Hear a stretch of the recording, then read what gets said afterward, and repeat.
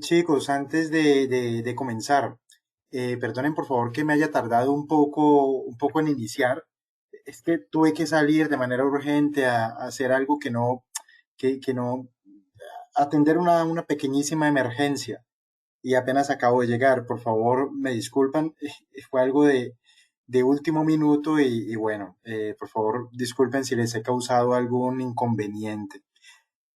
También antes de comenzar, quiero preguntarles si les llegó en el transcurso de esta semana, les ha llegado el, les llegó un video extra, un video extra o accesorio al primer entrenamiento en el cual expliqué o mejoré un poco la explicación acerca de el interés compuesto cuando tiene que ver con dividendos y después calculado con un flujo de caja anual.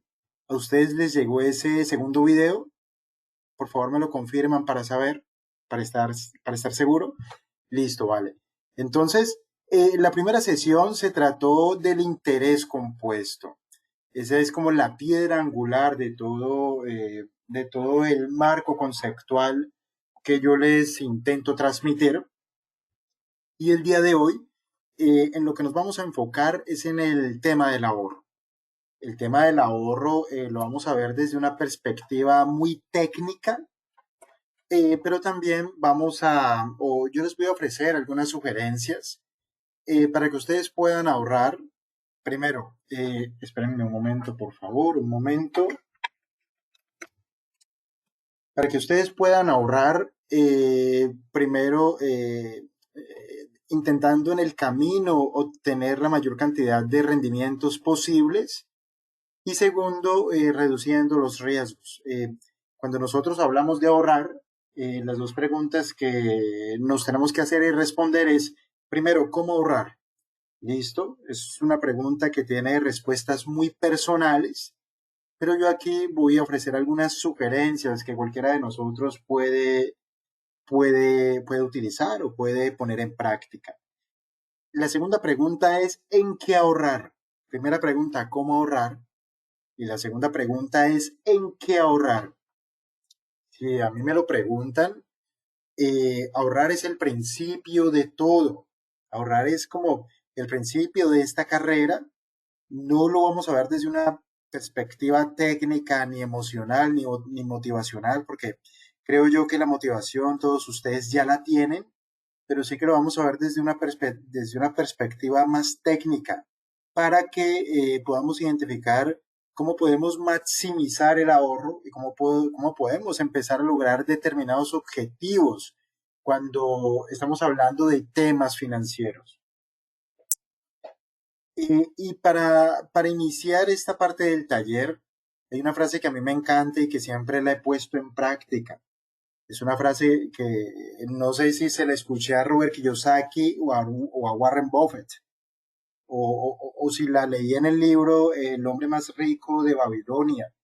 Pero es una frase que dice, no importa cuánto dinero ganas, sino que lo que realmente importa es cuánto dinero te queda.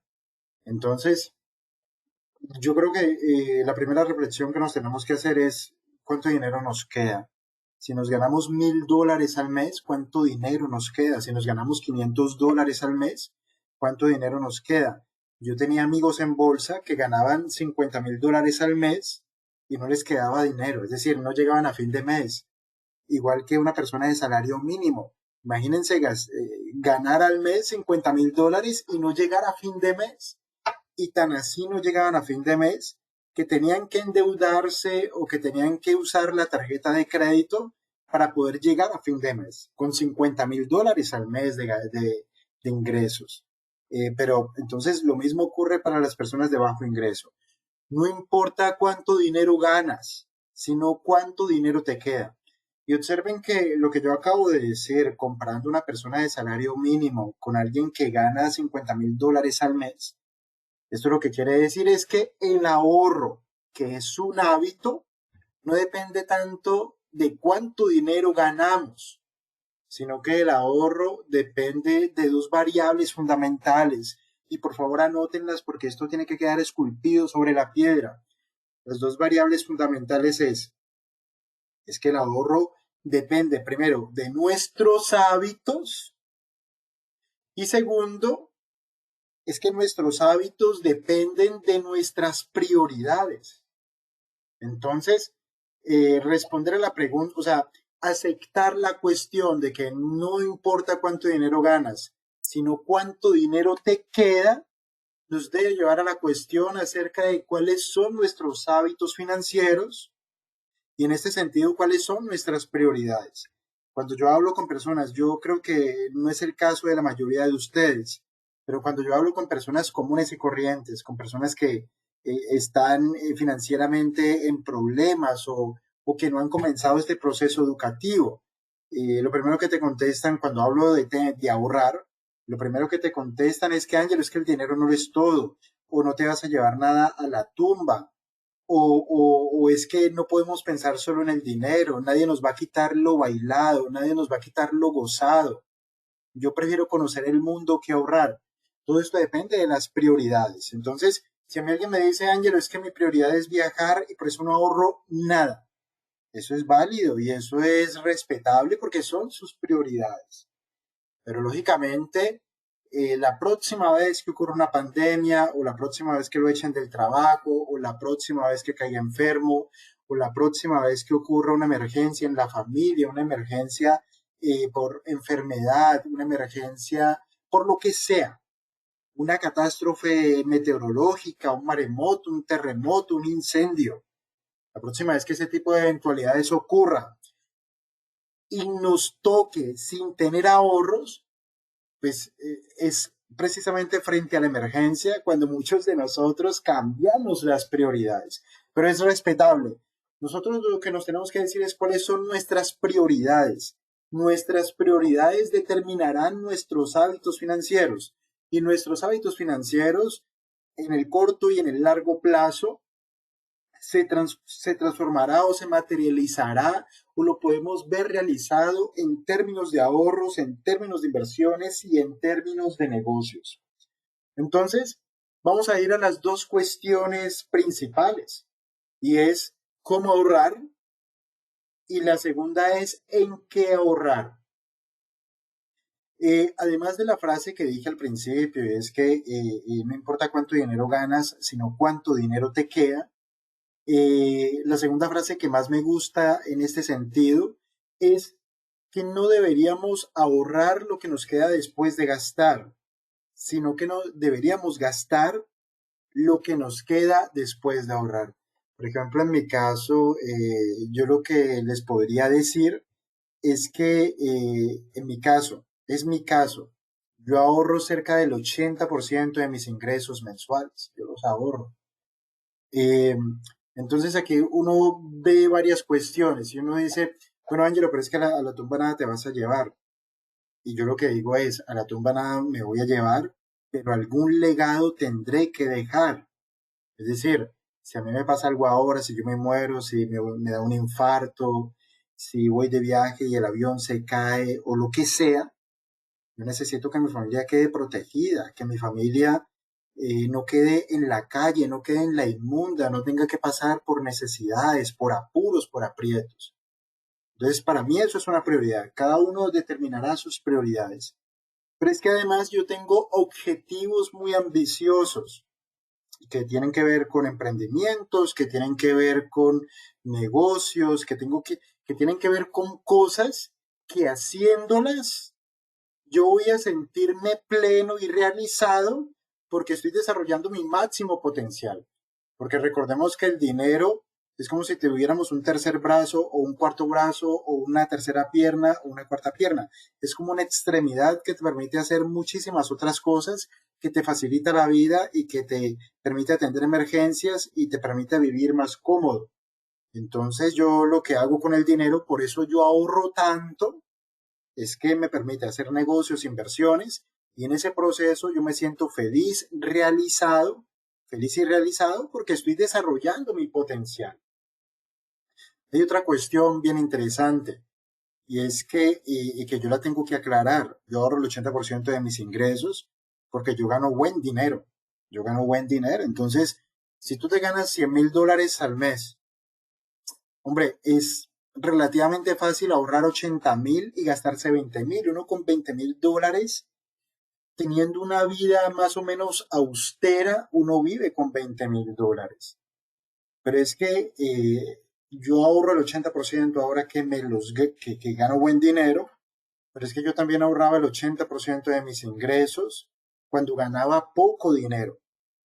Pero esto tenía que ver con mis prioridades. Por ejemplo, yo voy soltando ejemplos porque estos ejemplos para mí, yo se los doy a manera de ideas y que ustedes las puedan aterrizar y aplicar a sus propias vidas. Porque como yo no los conozco a ustedes, yo no sé cuál es la situación financiera de cada uno, la situación profesional, la situación familiar, cuál es su edad, cuál es el perfil de riesgo. Yo lo que voy haciendo es soltando cosas, porque yo llevo haciendo esto 20 años. Es decir, yo mi proceso de educación financiera y de prosperidad, este proceso yo lo inicié a los 22 y tengo 42 años. Yo llevo 20 años en esto y yo voy de un salario mínimo a facturar $1,000,000 al año. Entonces, ese proceso que no lo diría yo que es económico, sino que es un proceso humano, es decir, yo me tuve que transformar, tuve que cambiar los hábitos y tuve que cambiar mis prioridades para llegar a un determinado resultado. Entonces yo voy dejando caer las cosas y cada uno de ustedes las va aterrizando y las va aplicando a su propia vida según cuál sea la realidad de cada uno, ¿vale? Entonces, yo cambié de prioridades y cambié hábitos. Y yo ahora ahorro el 80%, pero resulta que cuando yo ganaba el salario mínimo, yo también ahorraba el 80%. Y es de locos. ¿Por qué yo ahorraba el 80%? Y aquí vamos a una cuestión, y es que el ahorro no solamente debe ser el paradigma habitual de meter dinero en una cuenta de banco. El ahorro tiene que ver con todos aquellos usos, y esto si quieren, apúntenlo. El ahorro tiene que ver con todos aquellos usos que nosotros le demos al dinero y que vayan en la dirección de aumentar nuestra capacidad para generar ingresos. El ahorro no solamente tiene que ver con la visión tradicional de abrir una cuenta de ahorros o de llenar un marranito o un chanchito o una alcancía de estas como hacían nuestras abuelas. El ahorro, visto de manera amplia y visto de una manera mucho más moderna y con inteligencia financiera, tiene que ver con todos los usos que nosotros le demos al dinero y que vayan en la dirección de aumentar nuestra capacidad para generar ingresos. Entonces aquí es donde yo le digo a muchas personas, mira, es que yo con salario mínimo pagué toda la carrera de economista que fueron 5 años. Yo con salario mínimo pagué un diplomado de operación bursátil que costó $3,000 y en esa época yo ganaba $300. Con salario mínimo yo pagué un diplomado de gerencia financiera que costó creo que $1,000 y yo ganaba $300. Con salario mínimo, ganándome un salario mínimo, yo comencé a estudiar un posgrado en finanzas que en total creo que costó $50,000 y cuando yo lo comencé, yo ganaba el salario mínimo. Entonces, ¿dónde están nuestras prioridades? Cuando yo miro hacia atrás, yo lo que me encuentro es que en aquella época, mis prioridades en términos de dinero era usar la mayor cantidad de dinero posible en el desarrollo de aquellos skills o de aquellas habilidades que me permitieran ganar más dinero. Esto es muy importante porque si nosotros hacemos el siguiente ejercicio, por favor prestar atención. Eh, si nosotros vamos, por ejemplo, a la primera tabla, la que elaboramos el sábado pasado, en la que intentábamos hallar cuánto podríamos nosotros acumular a lo largo de los años a una tasa de interés determinada, simulando que por año invertíamos $200. Entonces observen que yo lo que les decía es, miren, si nosotros ahorramos, por ejemplo, $200 en el Standard Poor's 500, a una tasa del 6,5% efectivo anual, que ha sido el rendimiento promedio del índice Standard Poor's 500 durante los últimos 20 años. Entonces, en ese caso, al final de los 18 años, que es lo que yo hago aquí en este ejercicio, habría acumulado $83,603.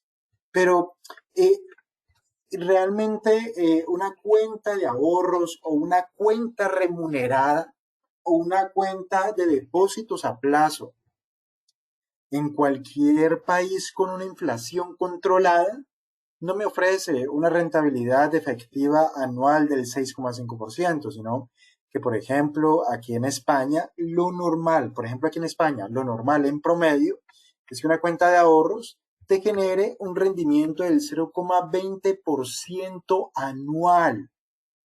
Anual. Esto es mensual, un 0, si esto lo alargamos, es un 0,017% mensual. Y ni hablar de la tasa diaria, esto sí que sería algo muy aproximado a cero. Aquí en España, una cuenta de ahorros, una cuenta remunerada me remunera por mi dinero el 0,20%. Pero aquí vamos a quitarle estos $1,000 con el que yo inicié el ejercicio anterior. Pongamos esto a cero. Supongamos que yo ahorro 200 euros durante los próximos, a ver, que aquí son 216 meses, que es el cálculo para 18 años, ahorrando 200 euros mensuales a una tasa del 0,20, habré acumulado 43,989 euros. Pero aquí hagamos el siguiente cálculo, porque yo estoy diciendo $200, 200 euros mensuales, multiplicado por 216 meses, que es el plazo de ahorro. Observen que a lo largo de todos estos años, espérenme por favor, vamos aquí espérenme, esto aquí, para que quede más o menos igual, y ahora vamos a ponerle otro color a esto para que quede diferente. Observen que ahorrando 200 euros mensuales durante 216 meses, que son 18 años, a una tasa del 0,20% anual, habría acumulado al cabo de estos 18 años 43,989 euros. Pero si yo multiplico estos 200 euros por 216 meses, que es el plazo completo para este análisis, si yo multiplico, me dará que el capital acumulado son 43,200 euros. Esto lo que quiere decir es que del capital total acumulado, solamente 789 euros son intereses. Es decir, eso no es nada, nada. ¿Qué quiere decir esto o qué es lo que yo les quiero hacer ver con esto? Que si nosotros ahorramos y ese ahorro lo dedicamos o lo usamos para meter dinero a una cuenta bancaria, no vamos a llegar a ninguna parte vamos a llegar. Y aparte de esto, para hacerle servir la sangre un poco más, decirles lo siguiente, miren, yo trabajé como front office de tesorería en un gran banco en Colombia. Y bueno, la función de la tesorería de cualquier banco, no solo de Colombia, sino de cualquier país del mundo, la tesorería tiene dos funciones. La primera de ellas es darle solución al tema de fondeo, sobre todo a un día vista. Eh, es decir, un banco, por ejemplo, si tiene ingresos por cuentas de ahorro y por cuentas corriente y por depósitos a plazo, tiene en una fecha específica ingresos por $1,000,000, pero ese mismo día tiene retiros por $2,000,000, ese banco tiene que salir al mercado interbancario a buscar fondeo. Es decir, yo no le puedo decir a un cliente por ventanilla que no le puedo atender un retiro de cuenta de ahorros, porque ocurriría lo que se conoce como una corrida bancaria. o un ataque bancario. La gente por temor, por pánico financiero, saldría a retirar todos en masa el dinero y probablemente el banco quebraría y el sistema financiero como tal estaría en peligro. El sistema entraría en peligro. Entonces el banco tiene que cumplir porque al cliente no le importa que hoy tuvimos retiros por 2 millones y solamente tuvimos ingresos por 1 millón. Al cliente lo único que le importa es retirar su dinero de su cuenta corriente, de su cuenta de ahorros o de lo que sea. Entonces la tesorería tiene que buscar fondeo, tiene que buscar financiación en el sistema interbancario. La segunda función de la tesorería, de la vicepresidencia de tesorería de cualquier banco, es elaborar una estrategia para invertir el dinero. Es decir, yo cuando ingreso $1.000 o 1.000 euros a mi cuenta de ahorros en el banco o a mi cuenta corriente o ahorro un depósito a plazos, el banco no deja ese dinero y lo guarda hasta que yo lo vaya a retirar. El banco lo que hace es dos cosas. No, lo que hace es una cosa, invertirlo. ¿Y cómo lo invierte? Lo invierte de dos maneras. La primera de ellas a través de su función social, que es la de ofrecer crédito a la economía. Yo ingreso dinero por cuenta de ahorros y ese dinero el banco, junto con el dinero de los demás clientes, lo utiliza para ofrecer créditos a otras personas. Unos somos ahorradores y otros son deudores y por eso el banco es un intermediario financiero, porque une las dos puntas, al ahorrador y al deudor, y actúa como puente para canalizar el ahorro hacia el endeudamiento privado o hacia el endeudamiento público. Pero esa es una de las funciones, colocar el dinero a través de operaciones de crédito. La segunda función en términos de inversiones es invertir ese dinero en los mercados de capitales. Ustedes observan las tesorerías de cualquiera de los grandes bancos de nuestros países, utilizan el dinero de sus clientes para invertir en bolsa, compran acciones, compran bonos corporativos, compran bonos de deuda pública, invierten. ¿Qué es lo que yo les quiero decir con esto? Que cuando nosotros utilizamos nuestra capacidad de ahorro única y exclusivamente para meter dinero en una cuenta de ahorros, en el fondo, en lo único que nos estamos convirtiendo es en el negocio de alguien. Es decir, no estamos utilizando nuestro dinero para hacer negocios, sino que nosotros nos estamos convirtiendo en el negocio. ¿En el negocio de quién? En este caso del banco. ¿El banco es malo por eso? No, él hace lo que tiene que hacer. Pero lo que yo les quiero decir es que ahorrar es lo más potente que podemos hacer en nuestras vidas, pero que cuando nosotros utilizamos el concepto de ahorrar de la manera tradicional, que es meter dinero en una cuenta corriente o en una cuenta de ahorros o en una alcancía o en un marranito o en lo que sea, en este caso mejor en los bancos, en lo que nos estamos convirtiendo es en el negocio del banco. El banco hará negocio con nuestro dinero, le sacará rentabilidad y nosotros no habremos obtenido absolutamente nada, porque ganarse 789 euros por ahorrar durante 18 años, eso es absolutamente nada. Y observen que cuando nosotros estábamos hablando de invertir, por ejemplo, en un fondo indexado al Standard Poor's 500 y probablemente ganarnos un 6,5% anual, que no es descabellado, en esa situación nosotros hubiésemos podido ganar 40.000 o hubiésemos podido acumular 80.496 euros, de los cuales el capital que nosotros hemos aportado son 43.200 y los intereses que habríamos ganado y que se habrían convertido también en capital equivalen a 37.296 euros. Entonces, cuando vamos a una cuenta de ahorros, 789 euros. Cuando invertimos, 37.296 euros. Pero yo no me quiero, yo solamente pongo el campo de las inversiones en bolsa porque es algo con lo que yo me siento tranquilo cuando lo explico, porque es algo que yo hago todos los días.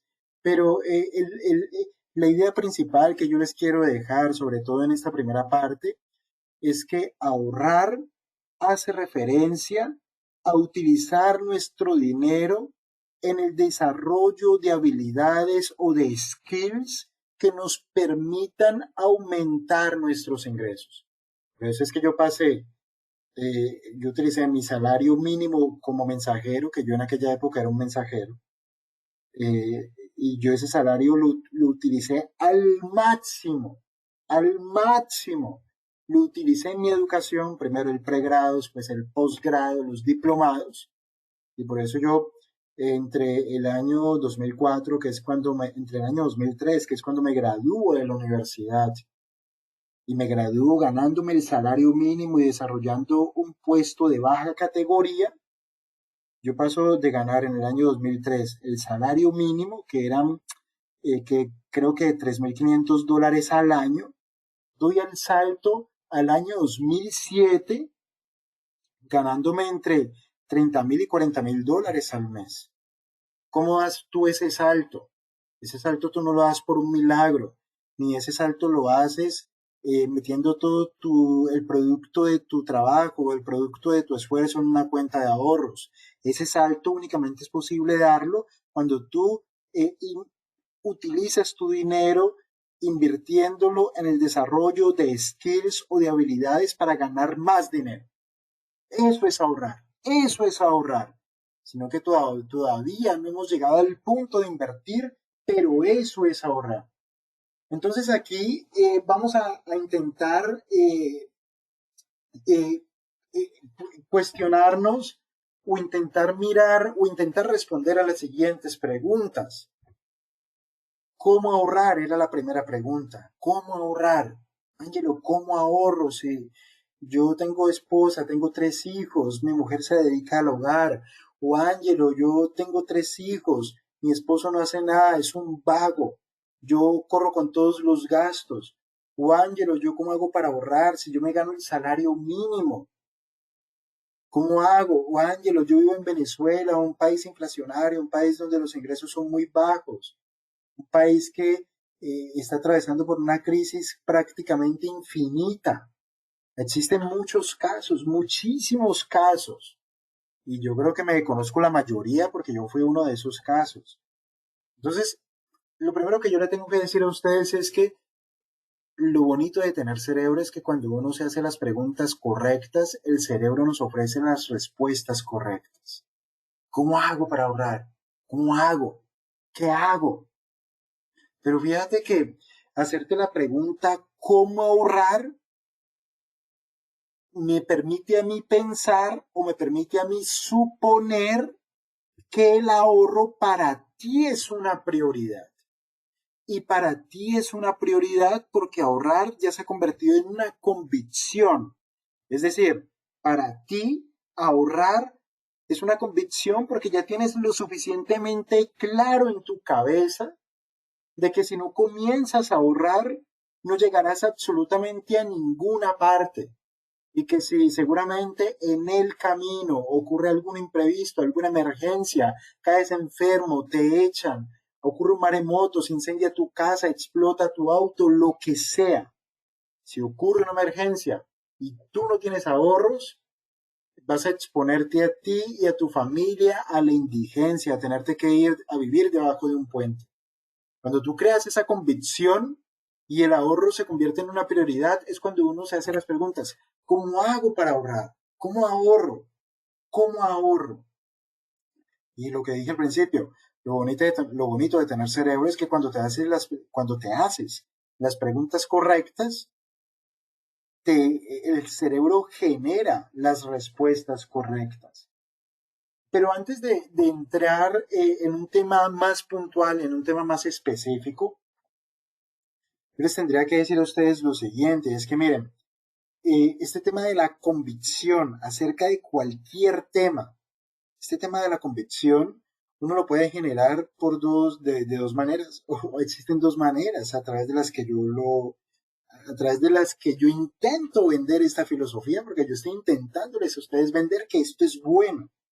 La primera de ellas es diciéndoles, miren, ustedes ahorrando $200 mensuales, o digamos que no son $200 mensuales, digamos que son 50 euros mensuales.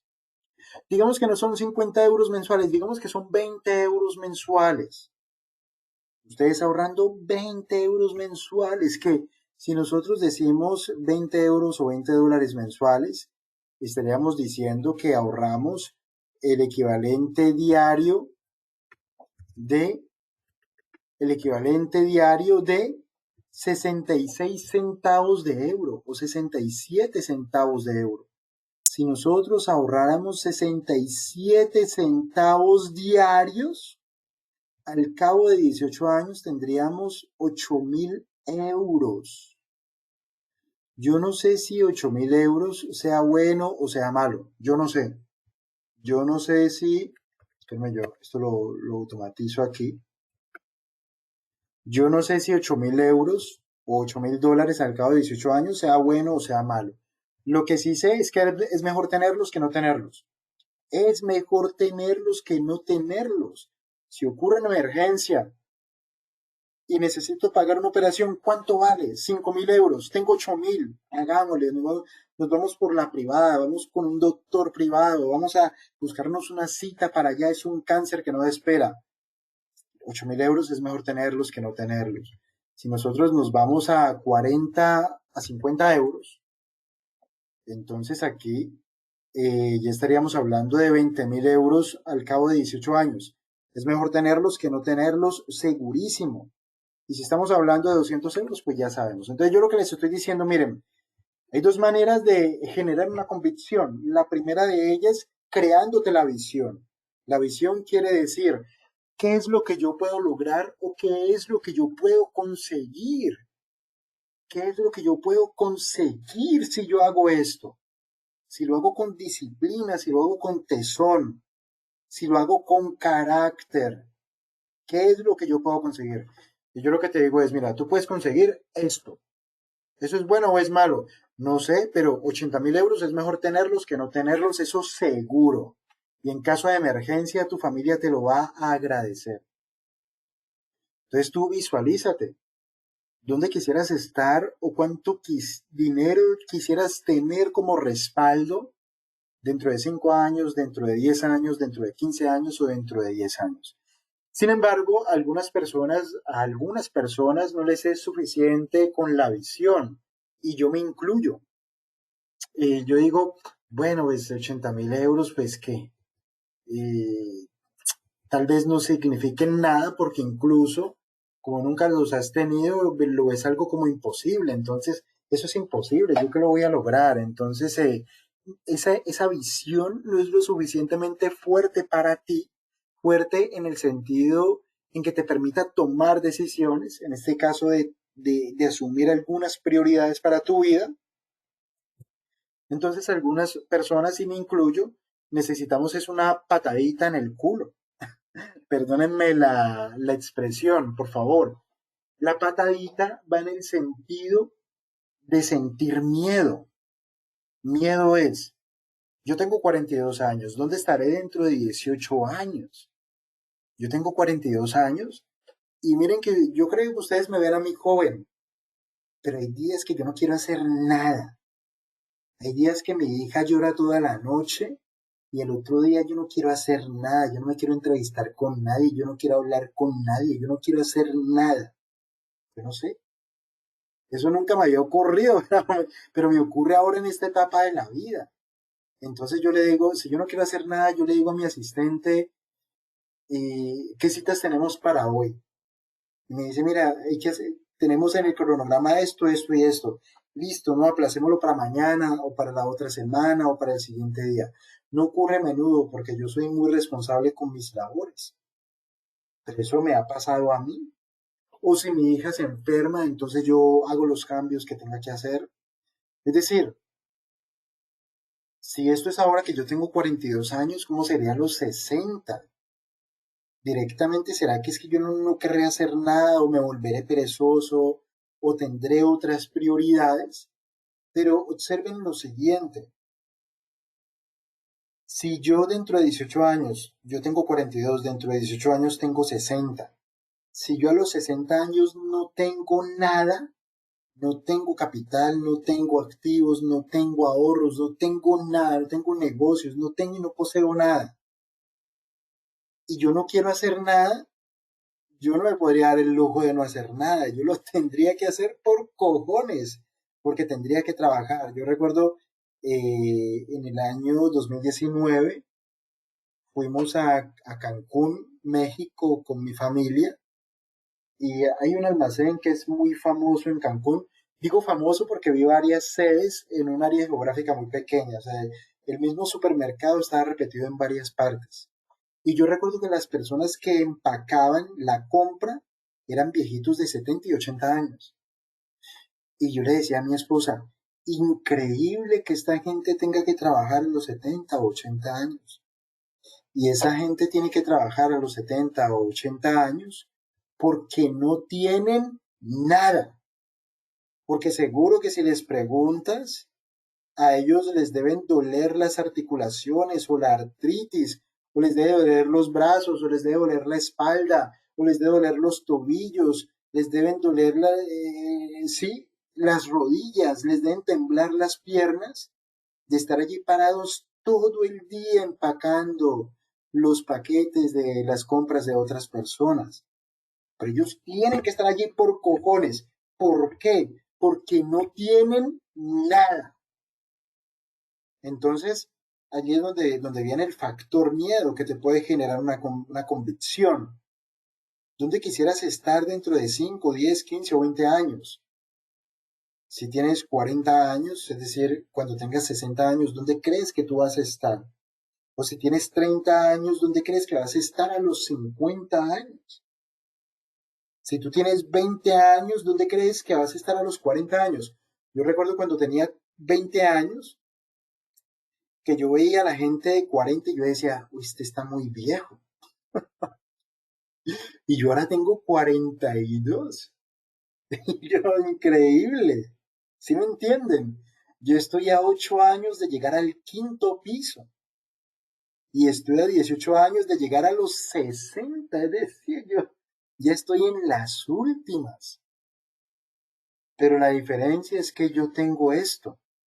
Yo tengo ahorros, tengo capital, tengo inversiones, tengo negocios, tengo activos, tengo skills, tengo habilidades, tengo hábitos maravillosos, tengo rituales, soy disciplinado. Yo tengo un montón de cosas que me hacen ir por la vida con tranquilidad. Pero tú piensas, ¿será que con lo que tú tienes ahora, si llegas a... Y fíjense, yo les digo, yo les soy honesto, miren que este seminario a todos ustedes, a la mayoría, les costó 29,90 €, una ganga. Y yo lo hice así porque estoy completamente seguro que la mayoría de las personas necesitan esta información, porque yo lo viví y es algo que a mí me hubiera gustado que me lo explicaran cuando era más joven, cuando tenía 15 años, lo antes posible.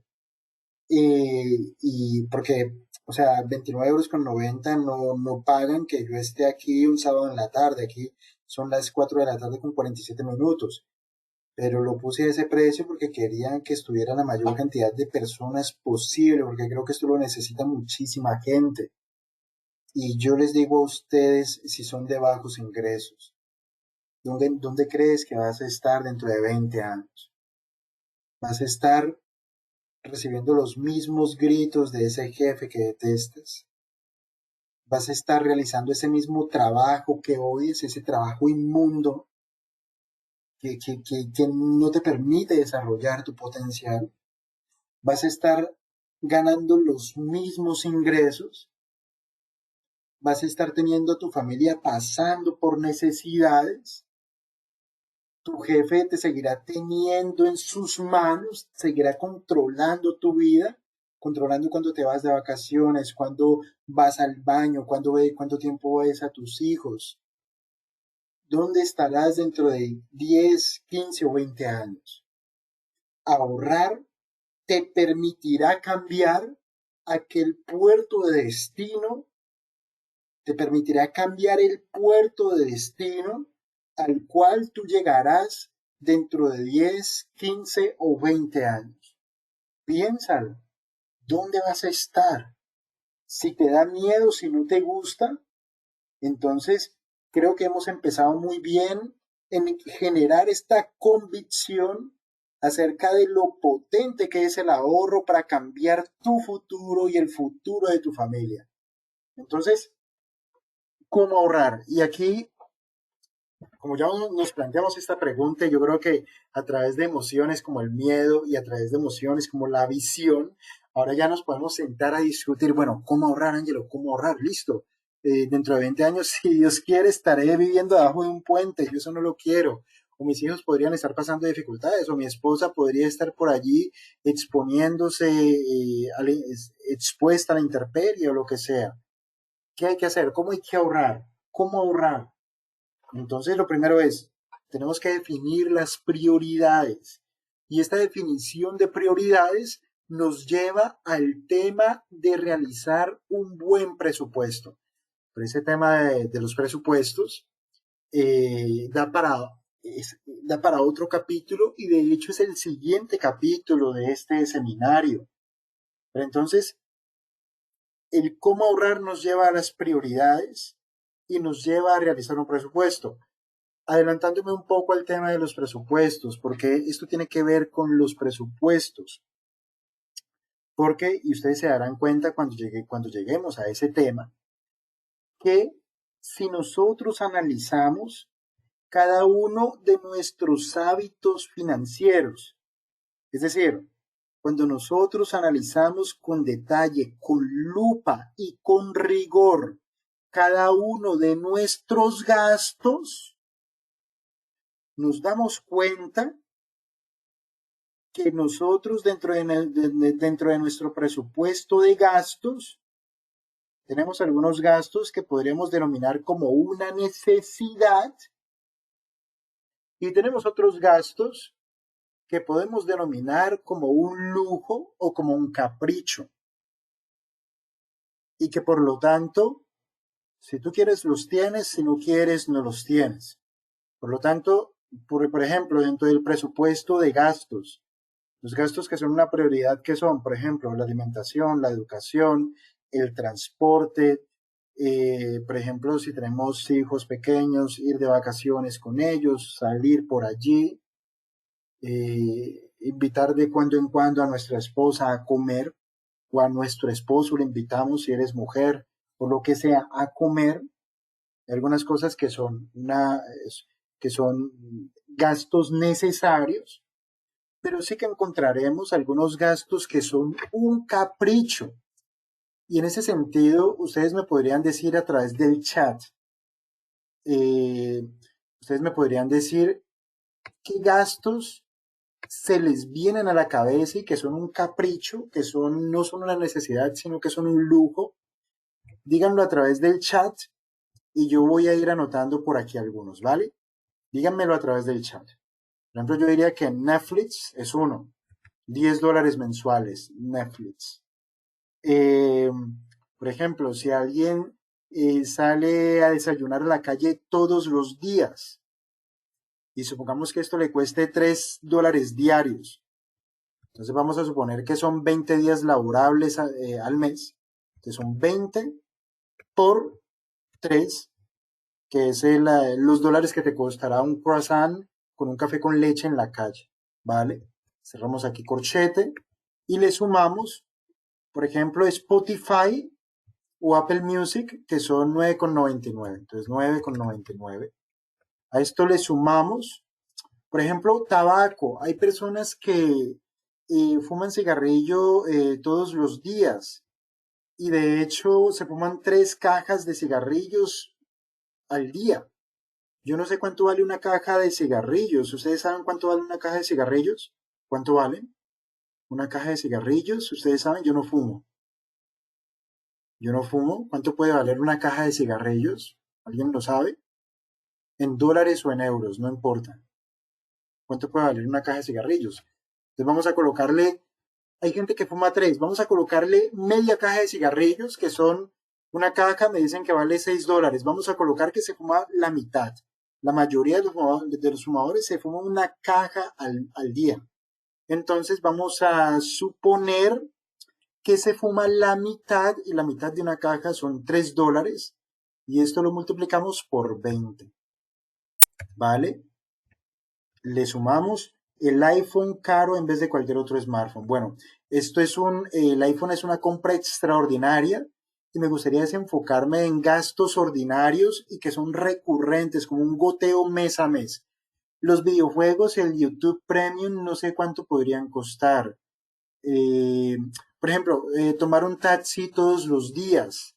Esto podría, supongamos que lo tomas hacia un sitio que está muy cerca, que son $10 diarios y supongamos que lo usas en días laborales, entonces lo multiplico por 20, ¿vale? 10 por 20. A esto le sumo comer en la calle todos los días, iPhones, chucherías, salir al cine, supongamos que salimos al cine y yo recuerdo la última vez que fui a cine con mi esposa, que fue en marzo de este año. Dejamos a mi hija al cuidado de mi suegra y nos fuimos solos a cine. Creo que entre las entradas al cine, creo, no estoy seguro, entre las entradas al cine, las palomitas, el perrito caliente, las bebidas gaseosas y los chuches, ustedes me corrigen, es que no me acuerdo. Creo que me gasté 50 euros en esa salida, sin contar que después fuimos a un restaurante. Y esto es una sola vez al mes. Supongamos que es una sola vez al mes, hay gente que lo hace más veces al mes. Supongamos que lo hacemos una sola vez al mes. Cines, chucherías, cenas, almuerzos diarios. Supongamos que además almuerzas a diario por fuera, sobre todo por trabajo, pero que almuerzas un corrientazo, un almuerzo económico. Y este almuerzo económico, vamos a suponer que vamos al sitio más baratos, de los recontra baratos. Supongamos que es en los Estados Unidos. Me lo invento. Que yo almuerzo con $7. Entonces almuerzo en la calle por $7 durante 20 días en la calle. 20 días. A ver qué más le sumamos por aquí. Por allí le habían sumado televisión por cable, pero ya ahí ya metía Netflix y bueno, hay gente que tiene Netflix, tiene Disney, tiene HBO, tiene Amazon Prime. Por ejemplo, el Amazon Prime. ¿Ustedes saben cuánto vale el Amazon Prime? No sé si es $40 al año, pero bueno, no lo coloquemos. Entonces, si tienes Netflix, yo diría que no tienes televisión por cable, pero la podrías tener. A ver, ¿qué más? Por ejemplo, aquí en España se usa mucho, yo lo veo mucho sobre todo con trabajadores de clase obrera. Digo de clase obrera porque los ves con su mono de trabajo o con su chaleco reflector y desayunando con cerveza. Algo que me parece a mí increíble, inaudito y si yo pudiera los metía en prisión a todos, pero no puedo. Entonces vamos a suponer que toman una cañita, una cerveza diaria, $1,5, 1,5 euros por 20 días, pero seguro que el fin de semana lo hacen, pero en cantidades industriales. Pero supongamos que solamente se toman la cerveza antes de ir a trabajar. iPhone, comer en la calle todos los días, comida a domicilio, videojuegos, no sé cuánto valdrían los domicilios. Starbucks, ya dije acerca de ir a desayunar a la calle por $3 al día, un croissant y un café con leche. El Starbucks, solo el café costaría 4,99, pero bueno, dejémoslo en 3 euros o $3 diarios. Servicio de cable con todos los canales. Aquí, por ejemplo, uno puede utilizar Movistar Plus y adicionarle deportes o fútbol. Entonces, el fútbol, no sé, por ejemplo, en el caso de Movistar, no sé cuánto costaría. A ver, gastar en ropa de marca también. Amazon Prime, 12,99 por mes. Amazon Prime, 12,99 por mes. Entonces lo dejamos así, 12,99, no por 20, sino 12,99 por mes.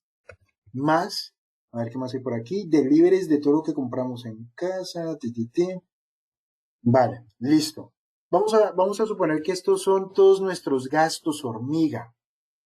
Yo los sumé aquí, todos, casi todos los que mencionamos, y a algunos les reduje, no quise exagerar. 572,98. 572,98, aplicándole una tasa de interés. Vamos a, espérenme un momento, yo corro esto.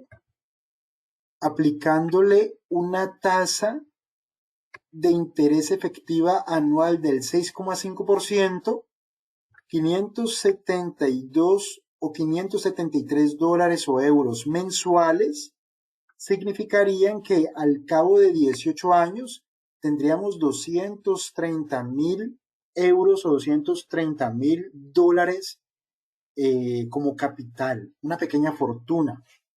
Es una pequeña fortuna. Vamos a suponer que no tenemos inteligencia financiera y que lo metemos a la cuenta de ahorros. Vamos a aplicarle el 0,20.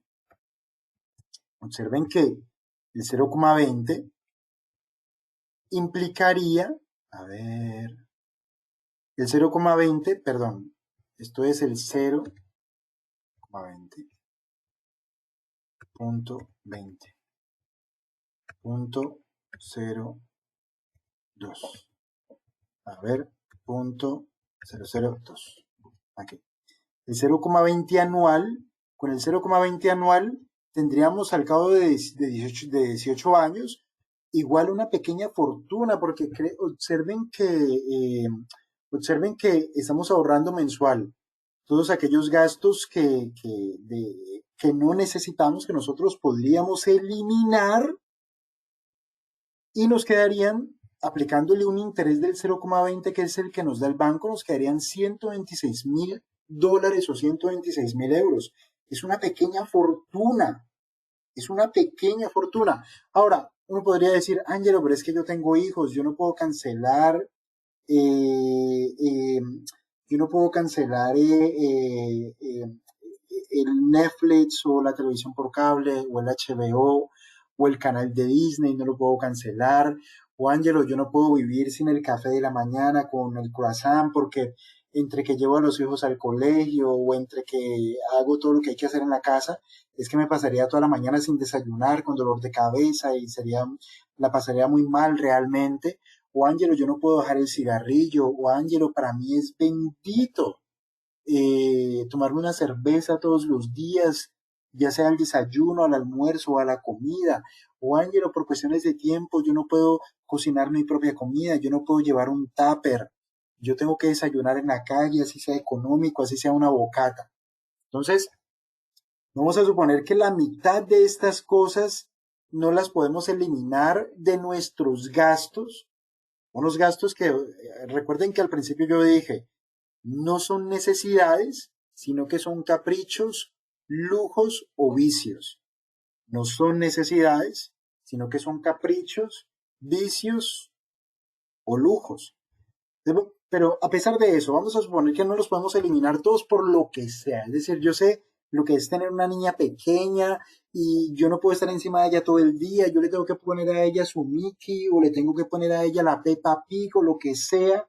Entonces, la televisión por cable o el Netflix, hay cosas que no puedo evitar, que las tengo que gastar. Entonces, vamos a suponer que solamente quitamos la mitad, que solamente podemos limitar la mitad, que solamente podemos limitar o eliminar la mitad de nuestros gastos innecesarios. Entonces serían $286 o 286 euros al mes. Y aún así, solamente reduciendo la mitad, con una tasa de interés anual del 0,20%, al cabo de 18 años, tendríamos 63.000 euros o $63.000. Seguiría siendo mucho dinero, mucho dinero, mucho dinero. Pero ahora, digamos, Ángel, es que no puedo quitar la mitad, tengo que quitar menos. Listo, quitemos una cuarta parte. Entonces dividamos esto entre 4. De los 500 y pico, solamente la cuarta parte. Entonces vamos a ahorrar la cuarta, vamos a eliminar la cuarta parte de nuestros gastos innecesarios, superfluos, son un vicio, son un capricho, son un lujo, solamente la cuarta parte. Si solamente eliminamos la cuarta parte, serían 31.500, seguiría siendo mucho dinero. Si en lugar del 0,20 logramos obtener por nuestro dinero el 6,5, serían $57.000 o 57.000 euros.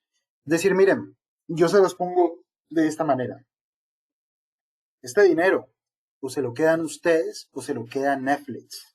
Este dinero o se lo quedan ustedes o se lo queda el dueño de Starbucks. Este dinero o se lo quedan ustedes o se lo queda Walt Disney Company. Este dinero o se lo quedan ustedes o se lo queda Marlboro. Este dinero o se lo quedan ustedes o se lo queda Anheuser-Busch o Corona o Heineken. Este dinero o se lo quedan ustedes o se lo queda McDonald's. Uno decide, al final de cuentas, quién es el dueño de nuestro dinero. Si el dueño somos nosotros, que nos rompimos el lomo trabajando, o el dueño de nuestro dinero son todas aquellas cosas en las que nos lo gastamos y que no necesitamos. Entonces, siempre que, miren que la mayoría de nosotros trabajamos por dinero. La mayoría de nosotros no tiene un sistema que trabaje para nosotros, o no tienen activos, o no tienen inversiones. Entonces, ¿qué es lo que hace la gente? Trabajar 8 horas diarias, 10 horas diarias, 12 horas diarias por dinero. Entonces, ese dinero no es el producto de tu trabajo. Ese dinero es el producto de tu vida que dedicaste trabajando. Ese dinero es el producto de la vida que dedicaste a trabajar.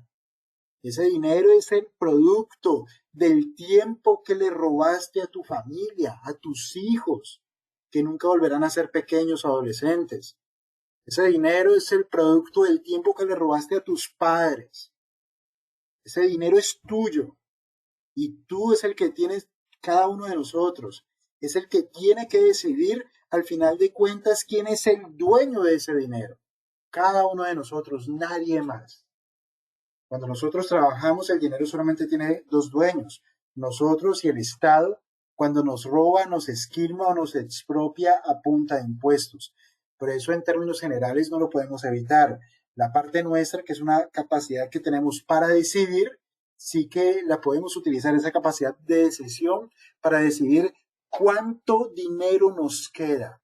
No es cuánto dinero ganamos, sino que es cuánto dinero retenemos, cuánto dinero nos queda. Observen que yo entre el año de 1997, finales de 1997 y principios de 2003, yo cursé la carrera de economía y yo en aquella época ganaba $300. Yo en aquella época ganaba, sí, creo que ganaba $300. Yo ganaba, espérame un momento, yo hago cuentas. Yo soy de Colombia, yo ganaba, bueno, es que no me sé el tipo de cambio de Colombia en aquella época, para calcular mi salario en dólares. Pero creo que yo ganaba $250 mensuales. Que son $250 mensuales. Y yo recuerdo que yo vivía al límite, es decir, yo ahorraba el 80%, el 70% de mis ingresos. Por lo tanto, vamos a hacer aquí esto y lo vamos a multiplicar por el punto 7 para no parecer tan exagerado. Todo este dinero durante, vamos a calcular porque son 5 años. Aquí 12 por 5 son 60. Todo este dinero hasta el mes 60, todo este dinero era el que yo ahorraba mensualmente de mi salario mínimo que me ganaba como mensajero y que lo ahorraba, no en la forma tradicional de meter dinero al banco, sino en la forma de meter dinero a mis estudios. Pero Recuerden, y yo esto lo he comentado en muchísimos videos, yo además de mi salario, yo lo que estaba era endeudado con tarjetas de crédito y con créditos de libre inversión y con créditos de estudio. Yo estas tarjetas de crédito y estos créditos de libre inversión y estos créditos de estudio, yo no utilizaba todo este dinero prestado para salir de parranda o para salir de fiesta, para salir a comer. Yo lo utilizaba era para estudiar. Porque observen que 60 meses ahorrando esto son $10.500. Y creo que cuando yo salí de la universidad, eh, o mejor, mientras yo gané casi el salario mínimo, que fue hasta el año 2004, eh, yo solamente llegué, en el año 2004, yo debía cerca de $50.000 en créditos de todo tipo. Perdón, $50.000, no, yo debía cerca de $25.000 en créditos y tarjetas de crédito y de todo tipo, pero era porque todo, la mayor parte de mis ingresos, más los créditos, todo era para estudio, estudio, estudio, estudio, estudio, estudio, estudio, estudio, estudio. Y entonces allí fue, a través de ese estudio, fue que yo pasé en el año 2004 de ganar el salario mínimo a triplicar el salario. Es decir, que yo pasé de $250 a $750. Aquí estoy haciendo el cambio, observen. Yo pasé de ganar $250 a $750. Claro, cuando yo hago este cambio y yo seguía ahorrando el 70% o el 80% de mis ingresos, yo hago este cambio a partir del entre el año 2004 y el año 2005, cuando me ascienden al cargo de analista de inversiones. Y observen cómo ocurre espérenme, yo quito algo de aquí de la pantalla. Observen cómo cambia este número, este de aquí, cómo cambia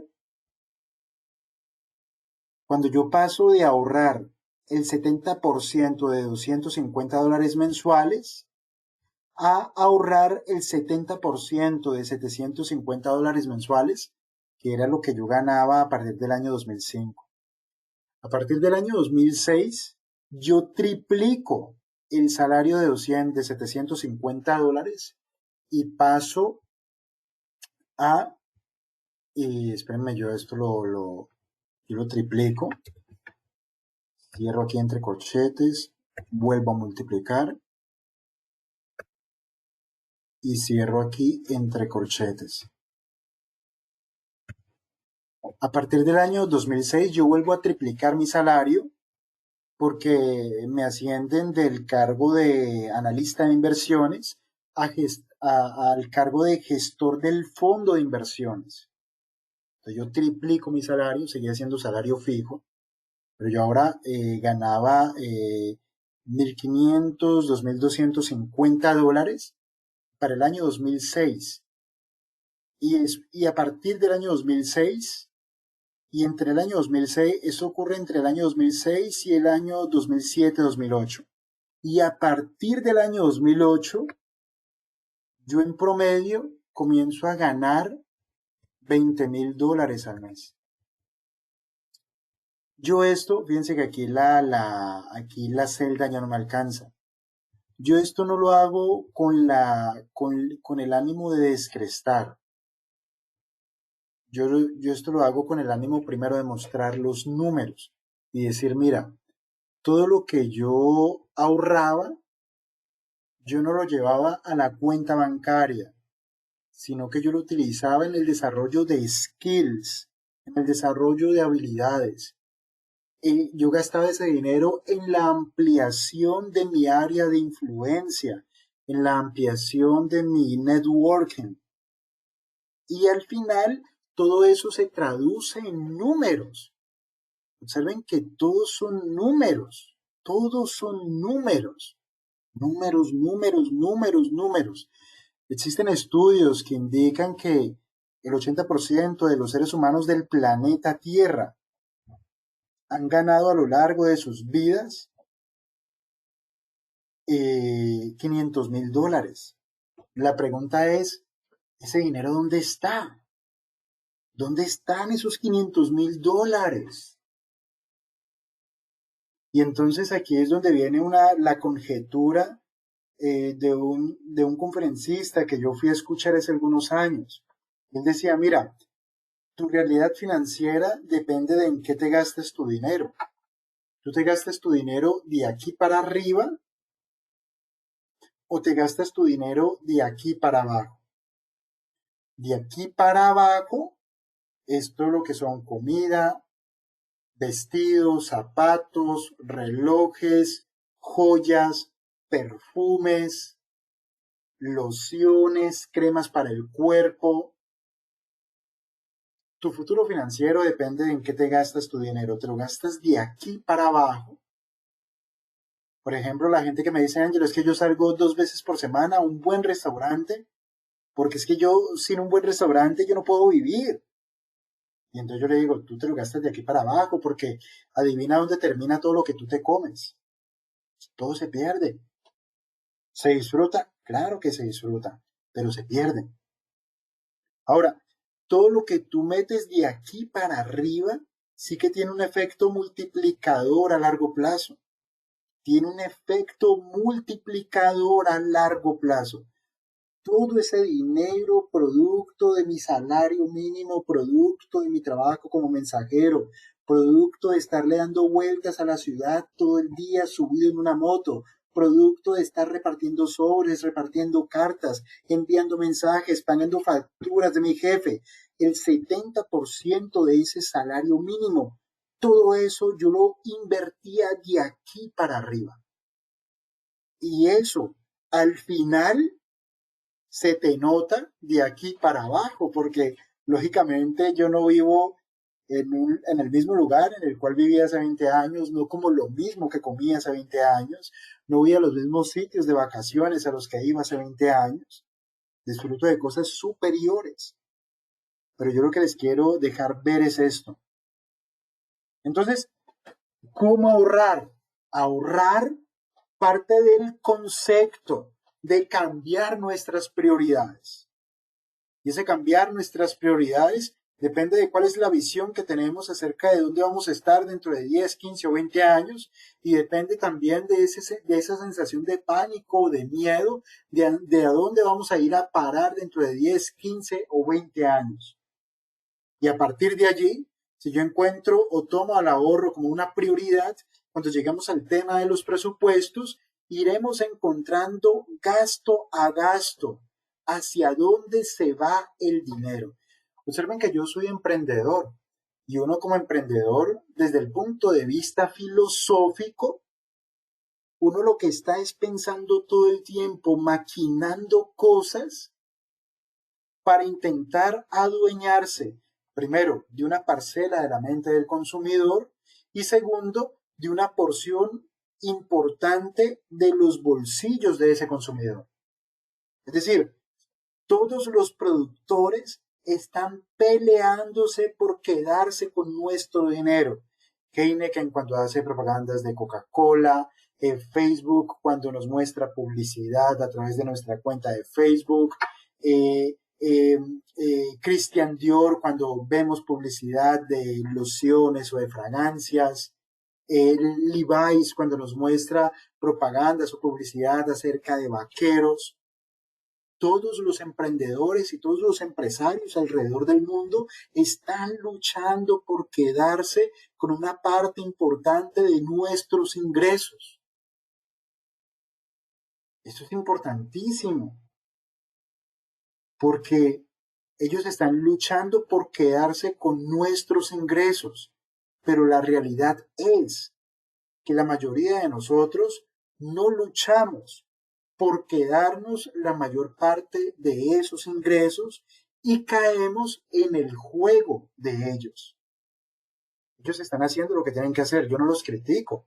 Ellos generan riqueza, producen empleo, crean empresa, ellos hacen avanzar a la sociedad. Pero ellos luchan por quedarse con el producto de nuestro esfuerzo. Pero la realidad es que la mayoría de nosotros nos falta disciplina, constancia, firmeza para quedarnos con la mayor parte de nuestros ingresos.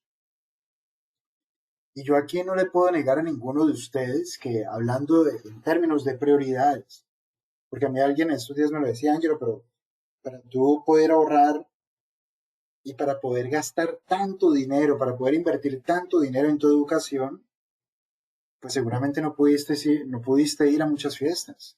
Y es verdad, yo no podía ir a muchas fiestas. Con mi novia de la universidad, las fiestas las hacíamos en casa. Y hay prioridades y uno tiene que ver si esas prioridades te están llevando hacia el sitio al cual tú te quieres mover. Yo no discuto con nadie que me diga, Ángelo, para mí vestir bien es una prioridad, yo no te lo discuto.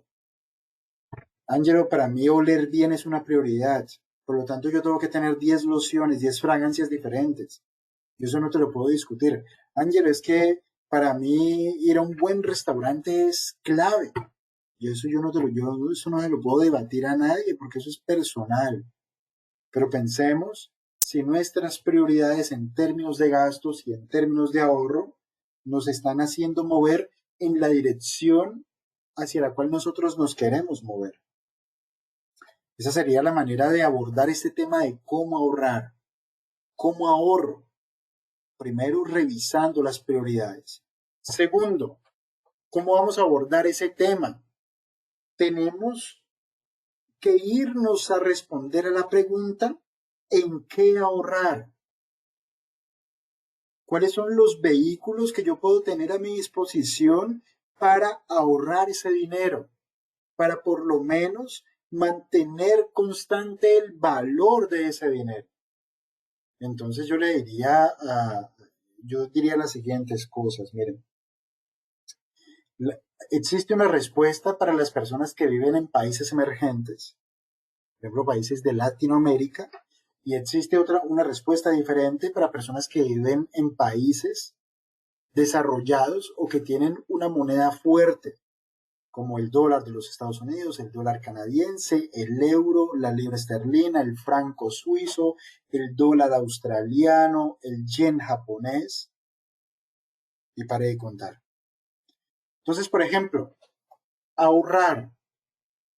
Nosotros creo que ya doy por sentado que todos entendemos que el precio del dinero es el tipo de interés y que nosotros solamente podemos preservar el precio de nuestro dinero o el poder adquisitivo de nuestro dinero cuando logramos obtener un rendimiento por ese dinero que sea superior a la tasa de inflación del país donde vivimos. Lograr rendimientos superiores a la tasa de inflación en países con baja inflación como los Estados Unidos de América o como Canadá o como la zona euro o como Inglaterra o como Suiza o como Japón. Es relativamente fácil.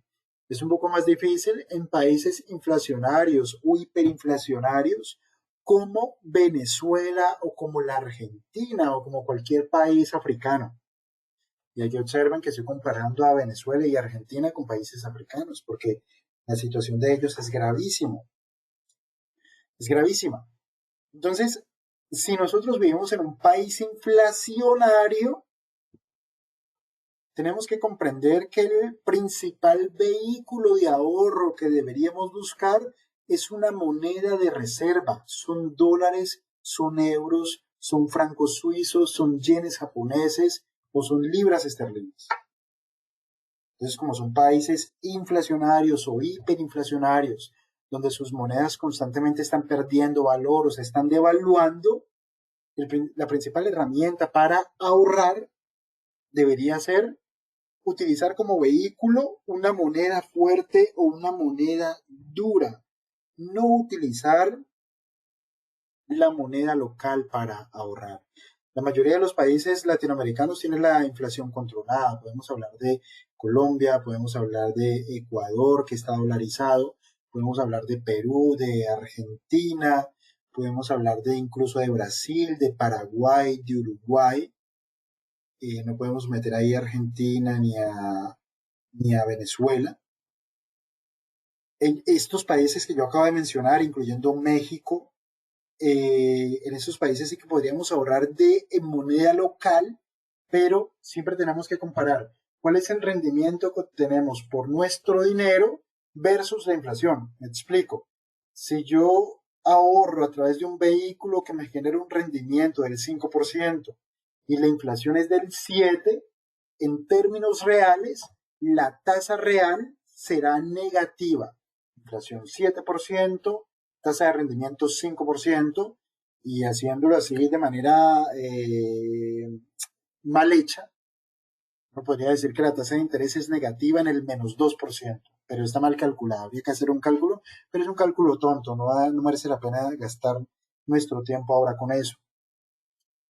Tenemos que buscar que la tasa de rendimiento que obtenemos por nuestro dinero sea superior a la tasa de inflación.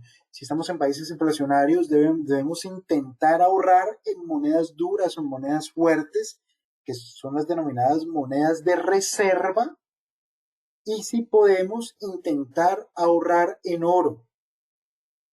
Entonces, por ejemplo, si a mí un venezolano me dice, Ángelo, ¿qué piensas de ahorrar en oro? Fantástico. ¿Qué piensas de ahorrar en dólares? Fantástico. ¿Qué piensas de ahorrar en libras o en euros o en yenes? Fantástico. Todo lo que sea diferente al bolívar venezolano es fantástico, porque el bolívar no vale nada, igual el peso argentino. Entonces, ¿en qué ahorrar? Tenemos que, pero ojo con lo que, o atención a lo que yo dije al principio. El principal vehículo para ahorrar ocurre cuando utilizamos el dinero producto de nuestro esfuerzo en el desarrollo de habilidades o de skills que nos permitan generar más dinero. Entonces, por ejemplo, la mejor manera para utilizar el producto de nuestro esfuerzo, nuestros ahorros, en países inflacionarios o hiperinflacionarios. Y de hecho, una de las pocas formas rentables de ahorrar o de invertir es invirtiendo en nuestra educación, porque esa educación nos permitirá desarrollar habilidades para ganar más dinero. Y ganando más dinero, podemos utilizar vehículos de ahorro más sofisticados o llegar a utilizar como vehículos de ahorro negocios o instrumentos más sofisticados o más complejos, precisamente para aumentar ese retorno que sea superior a la inflación.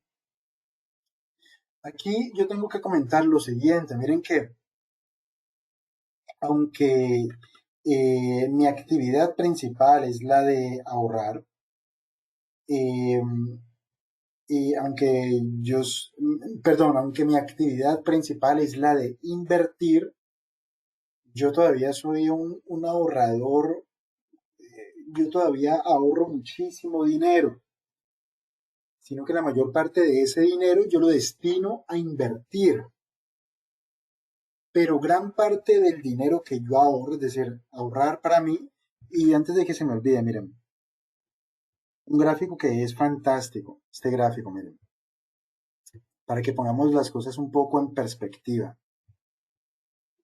y para que nos dé esa visión de lo que queremos hacer. Esto es lo que se denomina en términos de las finanzas personales el punto de no retorno, el punto de quiebre, sí, el punto en el que ya tu vida empezará a tener un cambio significativo. Observen que esto que nosotros observamos aquí son nuestros ingresos. Esto que ustedes ven aquí son nuestros ingresos.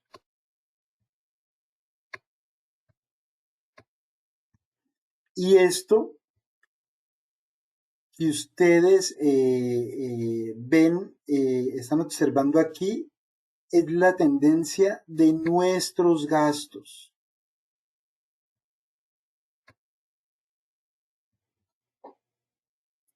Perdón, esto no son nuestros ingresos, yo voy a ahorrar. Esta es la tendencia de nuestros ingresos.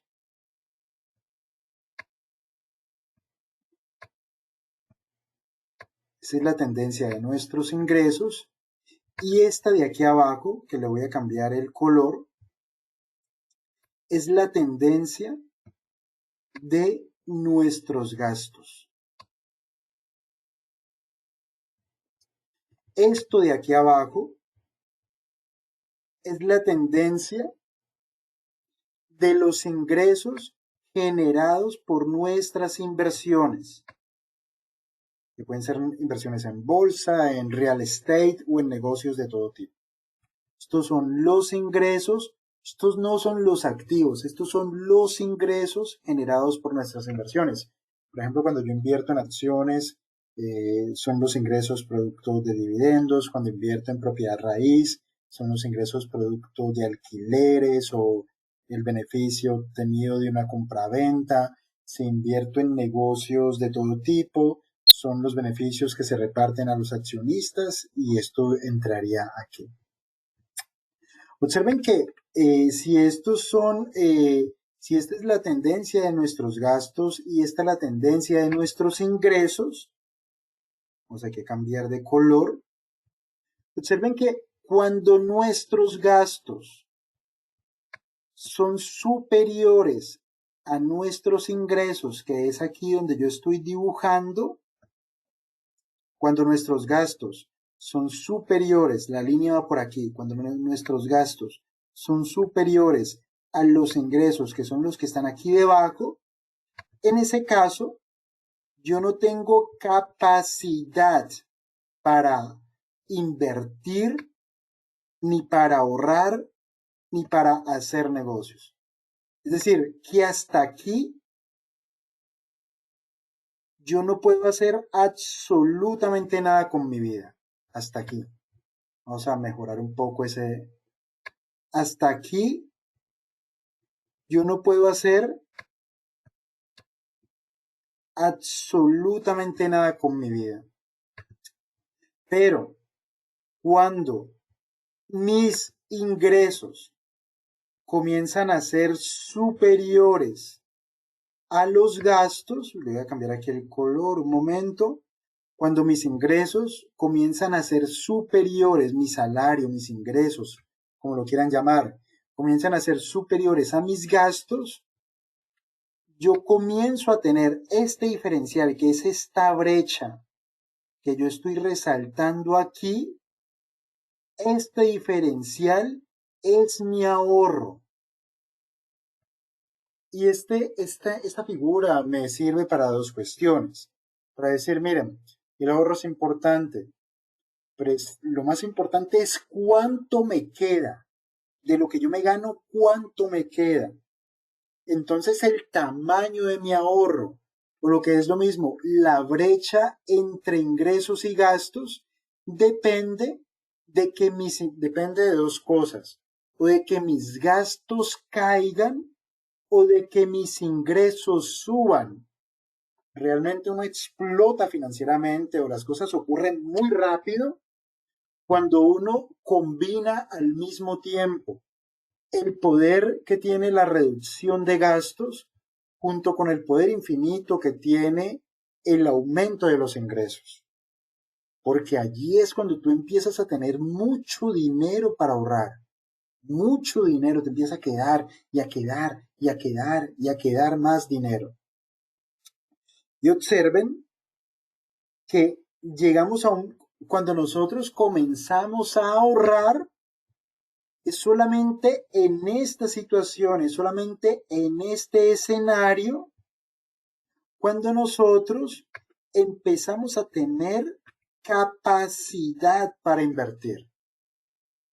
El ahorro junto con educación financiera es lo que determina nuestra capacidad para invertir. Y aquí las inversiones vienen de varios tipos y nosotros ya lo hemos comentado. La primera forma de invertir es en nosotros mismos. invertir en el desarrollo de skills o de habilidades que nos permitan ganar más dinero.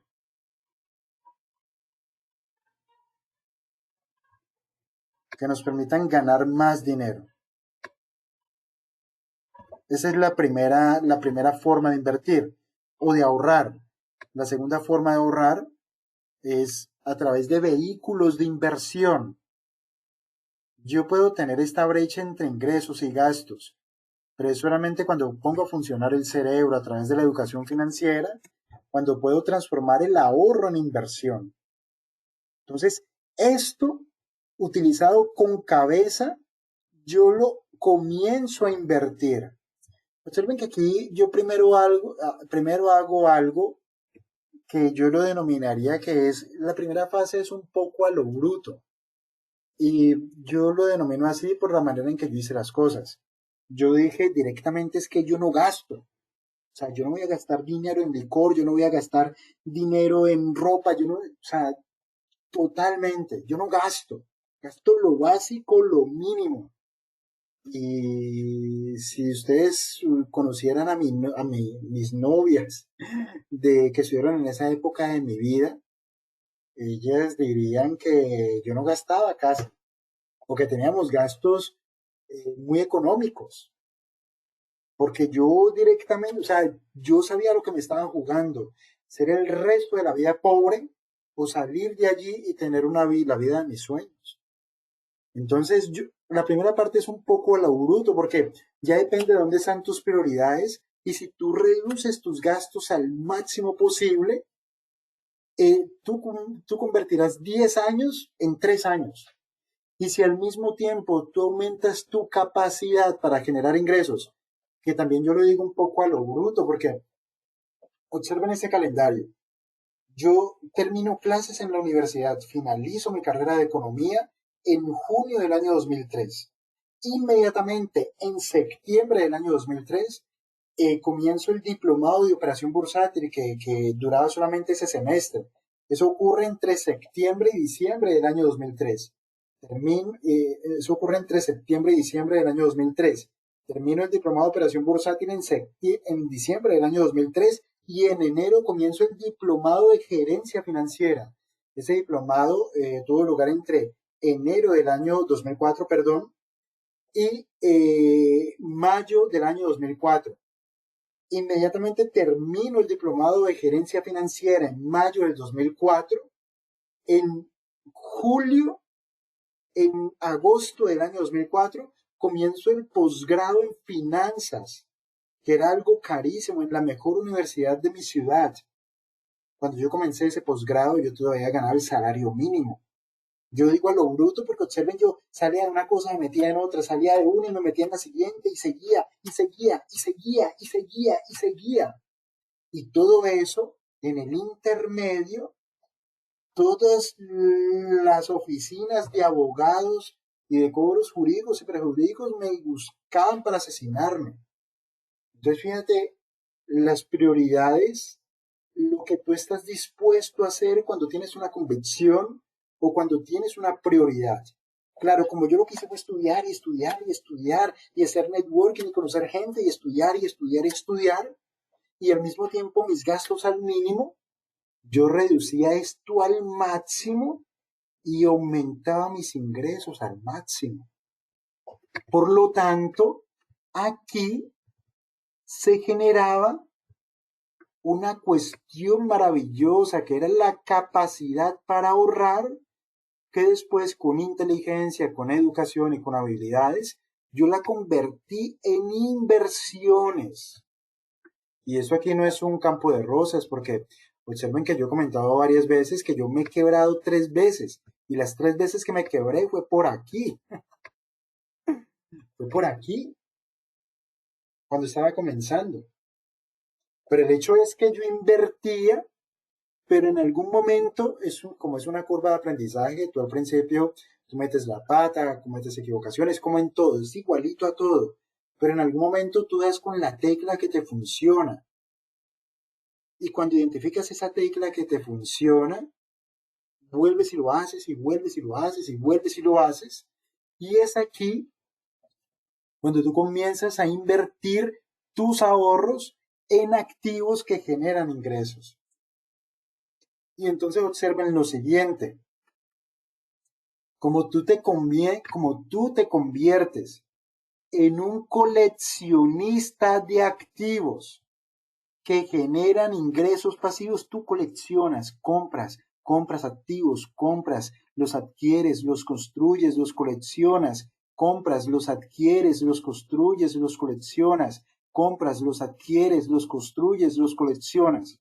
Como tú te conviertes en un coleccionista de activos que generan ingresos pasivos en algún momento de tu vida, yo no te podría decir si a los 3 años, si a los 5 años, si a los 10 años, pero sí que en algún momento de tu vida los ingresos generados por tus activos serán superiores a los ingresos generados por tu trabajo.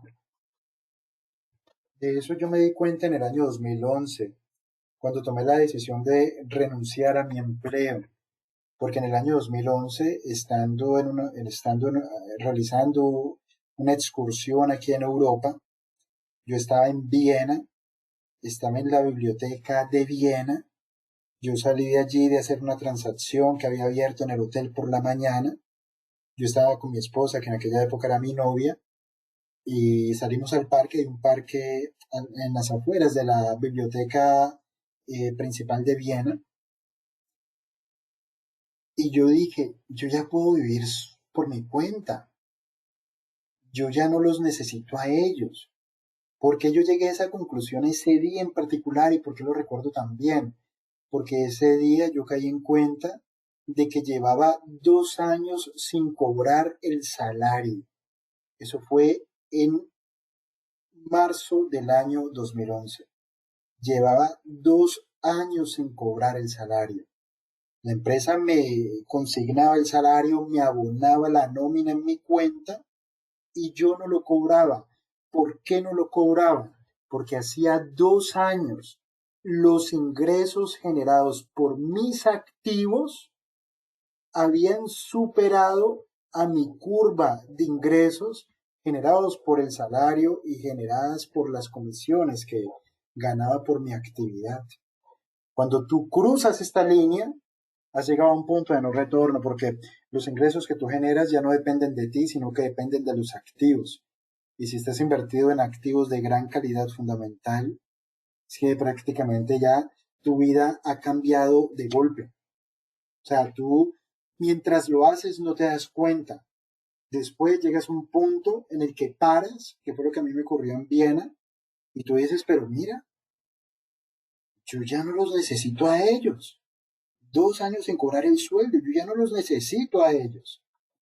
Y es toda esta perolata y todo este rollo que yo les acabo de contar, tiene el objetivo de llegar a este punto.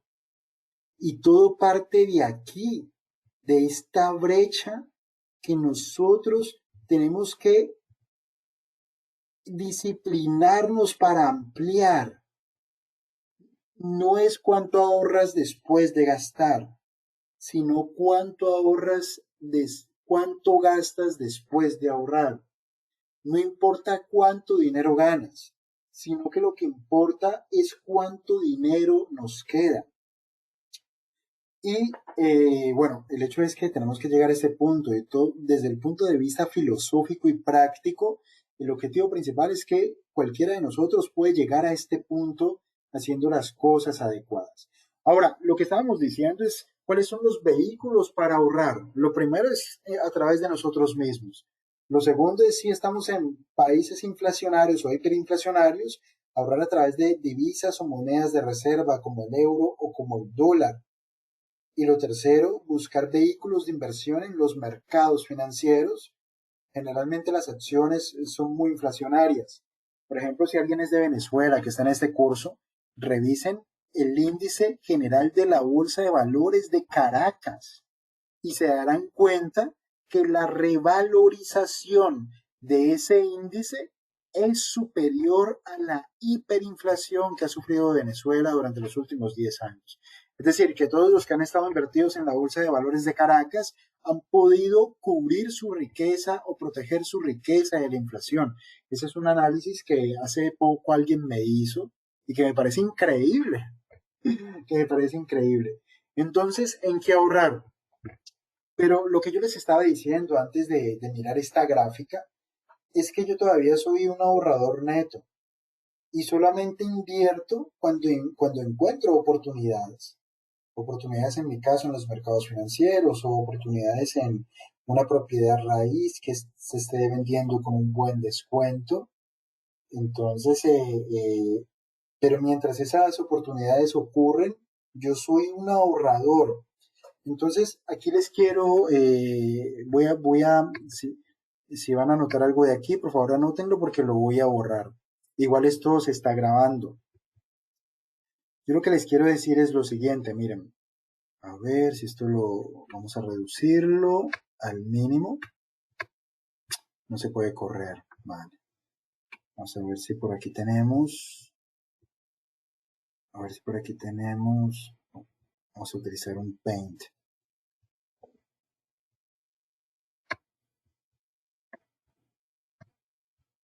Vamos a utilizar un Paint como tabla de dibujo. Miren lo que yo hago. Yo lo que hago no es, yo tengo una parte en liquidez en una cuenta de ahorros porque si ocurre una enfermedad, una catástrofe, yo me estrello en el auto, lo que sea, algo imprevisto. Yo tengo una parte en cuenta de ahorros, vamos aquí a anotarlo.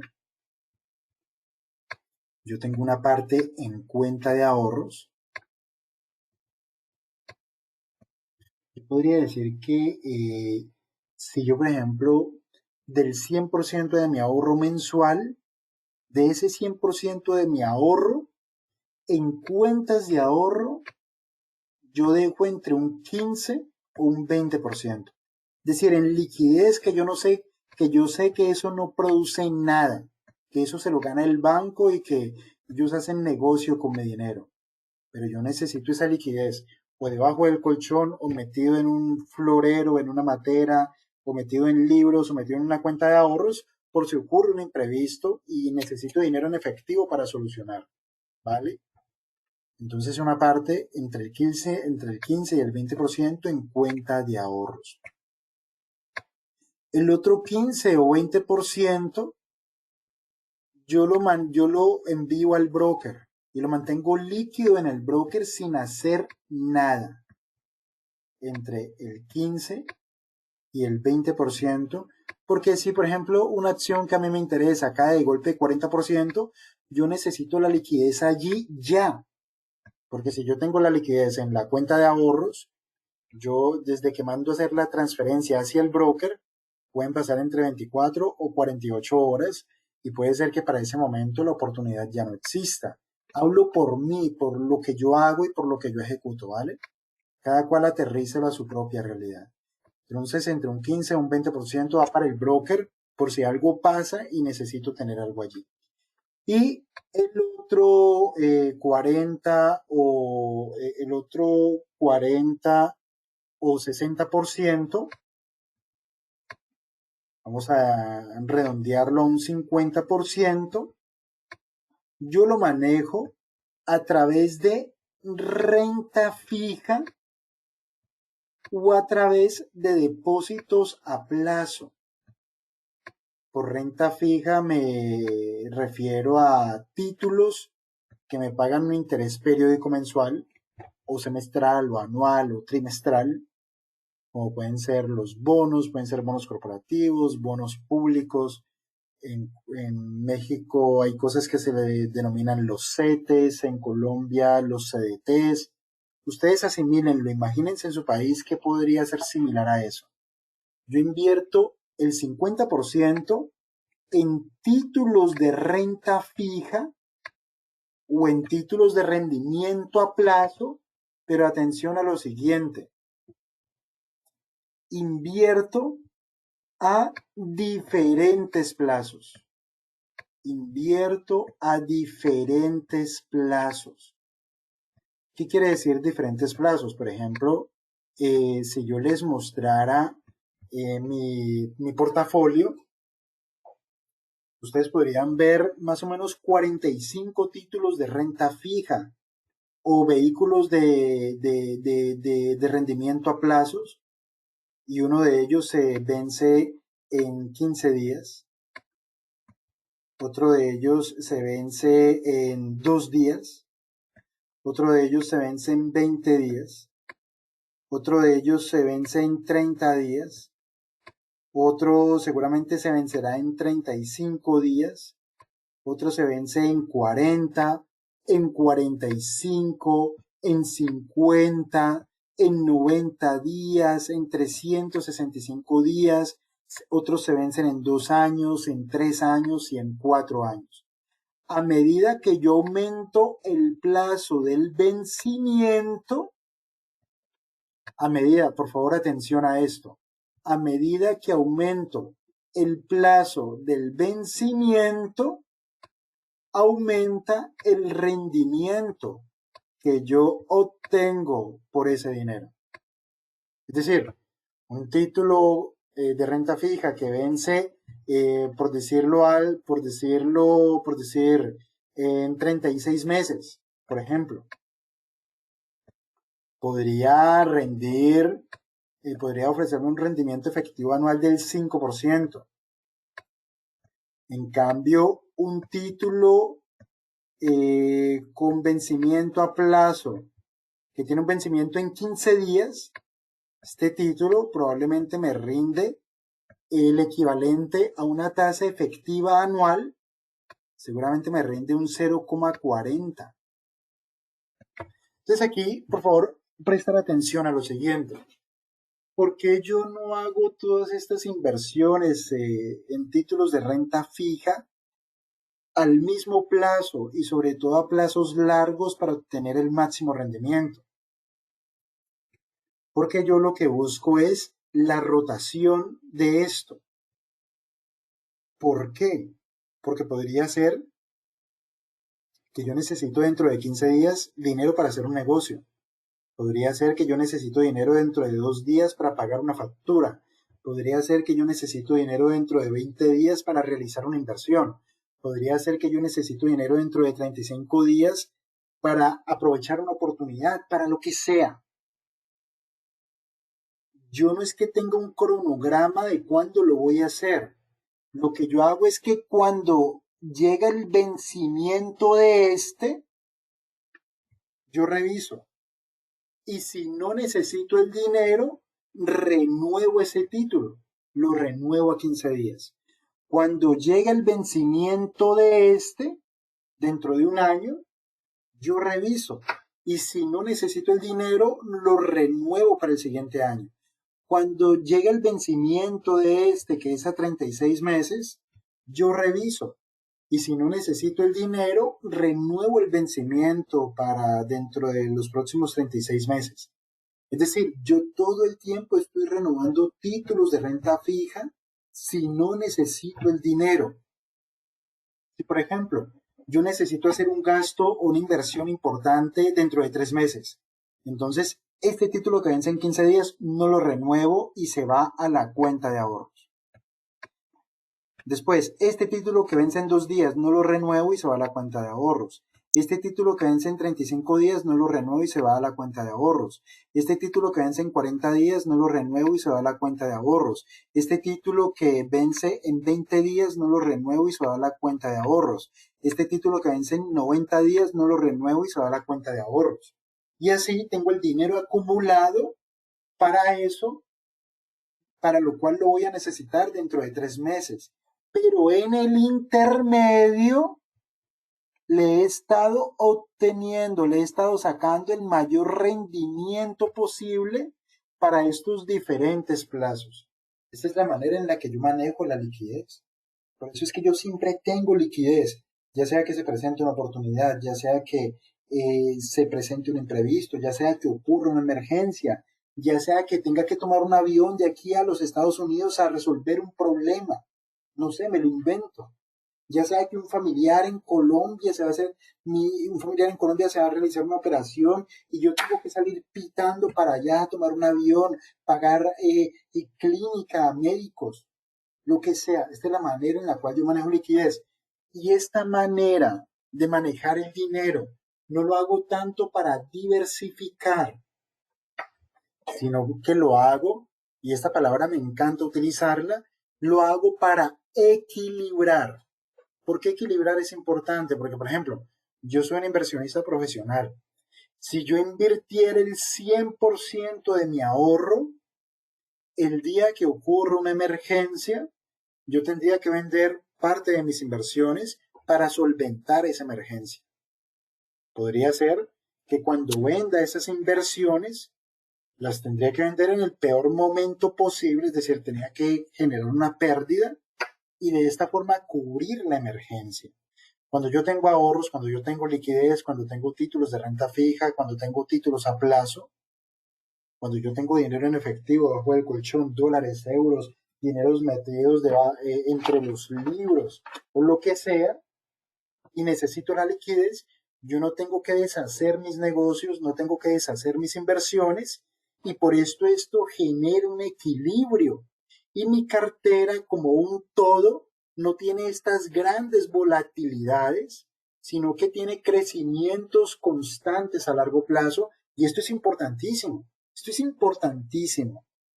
pero esta es la manera en la cual yo, primero, llego al punto del ahorro, tener esa convicción, por qué es importante la visión, dónde quiero estar, cuáles son mis metas, cómo puedo llegar. Después, esto me llevará a resolver la pregunta acerca de cómo ahorrar, hacerme un presupuesto, que esto lo veremos más adelante. Después de hacer ese presupuesto, hacer un detalle de cuáles son los gastos necesarios y cuáles son los gastos que son un lujo, un capricho o directamente innecesarios. Quitando esos gastos del medio, podría comenzar un plan de ahorro y a partir de allí, cómo esa liquidez producto del ahorro la podemos comenzar a gestionar a través de nuestra inteligencia financiera, que es producto de nuestra educación financiera. Yo creo que esto era todo lo que tenía que decir para este apartado, pero antes de terminar, quiero rematar comentando con ustedes o compartiendo con ustedes 6 hábitos de ahorro que se me hacen muy importantes que tengamos en cuenta y que los pongamos en práctica. Algunos de ellos ya los hemos mencionado, pero los quiero decir uno por uno para que no los perdamos de vista. El primero de ellos, págate a ti mismo. Eso quiere decir, invierte en ti primero. Págate a ti mismo no es lo mismo que decir, démonos un capricho, vayámonos de fiesta, comprémonos esta ropa. No, págate a ti mismo, lo que quiere decir es que vas a gastar lo que te queda después de ahorrar. Eso es pagarse a uno mismo primero. El segundo hábito es que debemos entender cómo funciona el ahorro. Entendamos cómo funciona esto. Y esto es mucho de lo que hemos estado explicando a lo largo de todo, perdón, no tanto el ahorro, sino entiende cómo funciona la mente, cómo funciona tu mente. Debes entender cómo funciona tu mente. Es decir, conoce tus debilidades. Por ejemplo, si tú me dices, no, Ángelo, yo soy muy emocional, yo soy un comprador impulsivo, cuando hay ofertas, cuando hay un Black Friday, cuando hay ofertas de última hora, promociones, etcétera, yo soy emocional y salgo a comprar. Entonces yo lo que te diría, conociéndote como te conoces, no vayas tanto a centros comerciales, no visites tanto la página de Amazon, anula esos boletines que llegan con promociones a tu bandeja de correo electrónico. Debes conocer tu mente, conocer cuáles son tus debilidades. Realiza un listado, eso es autoconocimiento. Debes conocerte, conocer tus debilidades, para a partir de ese conocimiento comprender cómo anular esas debilidades. Ese es el segundo hábito. El tercer hábito es que, bueno, en este sentido, en el sentido de conocer tus debilidades, debes decidir Miren, y en ese sentido de conocer las debilidades, uno lo que entiende es que cuando tomamos decisiones sintiéndote débil, eso te fortalece. Cuando tú tomas la decisión de ahorrar sintiéndote débil en el sentido de que tienes pocos ingresos, eso con el tiempo te hace fuerte porque creas el hábito cuando más débil eres y eso te fortalece a largo plazo. En cambio, esperar a tomar una decisión hasta que tengamos la fuerza suficiente, es decir, hasta que nuestros ingresos crezcan, eso crea debilidades a largo plazo. Tomar decisiones sintiéndote débil te hace fuerte a largo plazo. Aplazar la toma de decisiones hasta que te sientas fuerte, eso te debilita a largo plazo. El tercer hábito es que debes fijar metas de ahorro razonables. Estas metas de ahorro se hacen muy razonables cuando haces un listado de los gastos hormiga innecesarios. Esto te da la oportunidad de fijarte metas de ahorro razonables. El cuarto hábito es que debes establecer un plazo para tus metas. Fíjate que con y voy a borrar aquí lo que ya he escrito, fíjate que con este cuadro que tenemos aquí, tú ya viste que lo puedes manipular cambiando los datos aquí en el tipo de interés o cambiando los datos aquí en la cuota mensual. Tú podrías llegar a través de este cálculo, decidir cuánto dinero tener dentro de 5 años o dentro de 3 años o dentro de un año. Establece plazo para tus metas. En este caso, metas en términos de ahorro. El quinto hábito es que no realices compras impulsivas y eso tiene mucho que ver con el autoconocimiento. Pero un consejo práctico en este sentido sería el siguiente. Para evitar las compras compulsivas o impulsivas o emocionales, una de las mejores técnicas que conozco es que debes aplazar la decisión de comprar. Esto incluso se aplica a las inversiones. Por ejemplo, yo cuando encuentro un departamento que me encanta, yo lo que hago es tomar distancia y mirar otros departamentos para tener un punto de comparación. Si después de tener un punto de comparación y después de haber tomado distancia, es decir, después de dejar pasar días desde ese momento de la emoción, cuando me gustó, si después de pasado ese tiempo me sigue gustando y tiene sentido para mí, lo hago. Igual ocurre si quieres comprarte unos zapatos, si quieres comprarte una corbata, una camisa, unos vaqueros, lo que sea. Toma distancia, deja pasar unos días, deja enfriar esa emoción. En el 80% de los casos, es como cuando uno dice, ah, se me pasaron las ganas. Entonces, si tomas distancia, seguramente se te enfrían las ganas, se te pasan las ganas y probablemente comprenderás que no es necesario y que es un dinero que igual si lo utilizas de manera sabia te permitirá mover hacia donde te quieres mover, ¿vale? Por lo tanto, evita las compras compulsivas o impulsivas. Y el sexto hábito es que debes empezar lo más pronto posible. Lo que nosotros aprendemos a través de las matemáticas financieras es que no es lo mismo comenzar a los 20 que comenzar a los 30, que comenzar a los 40 o que comenzar a los 50. No es lo mismo. No es lo mismo ahorrar el 10% que ahorrar el 20%, que ahorrar el 40%, que ahorrar el 80%, que ahorrar el 70%. No es lo mismo. Entre más pronto comenzamos, más rápido lo logramos. Nunca es tarde para comenzar, pero entre más rápido comenzamos, más rápido lo logramos. Chicos, hemos llegado al final de esta sección dedicada íntegramente al ahorro. Por favor, si tienen preguntas, déjenlas en el chat.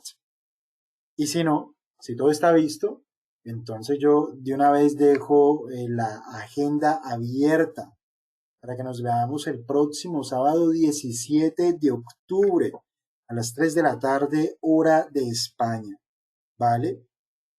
Si tienen preguntas, las pueden realizar y si no, nos vamos a descansar, ¿vale? Entonces no hay preguntas. Dejamos hasta aquí.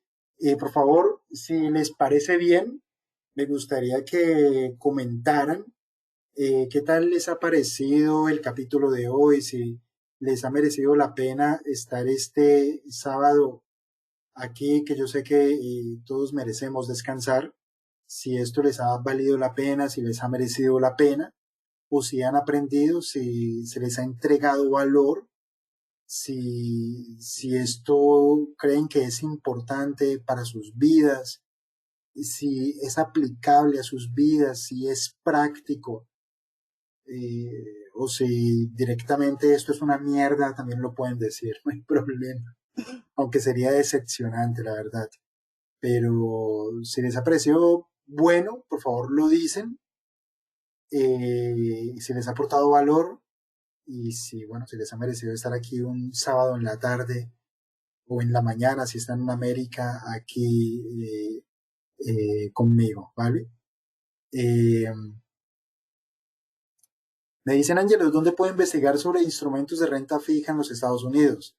Internet. Ahí sí, googlear, porque es que existen tantas alternativas y además recuerden que las inversiones se tienen que parecer a nosotros y no nosotros parecernos a las inversiones. Entonces allí, eso tiene que ver con tu perfil de riesgo y a partir de allí, googlear, investigar en Internet, qué sería lo más apropiado para ti según tu perfil, tu realidad económica y tu situación financiera, ¿vale? Y tu situación familiar o profesional, ¿vale?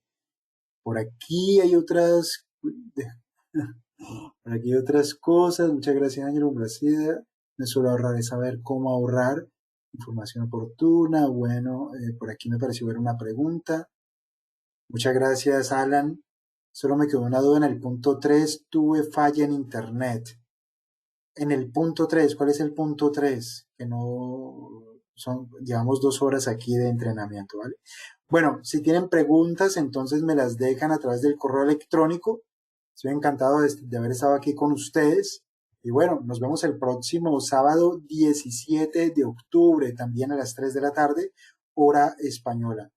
Muchas gracias amigos, y nos vemos entonces el próximo 17 de octubre con la tercera sesión de este taller de finanzas personales. Hasta pronto.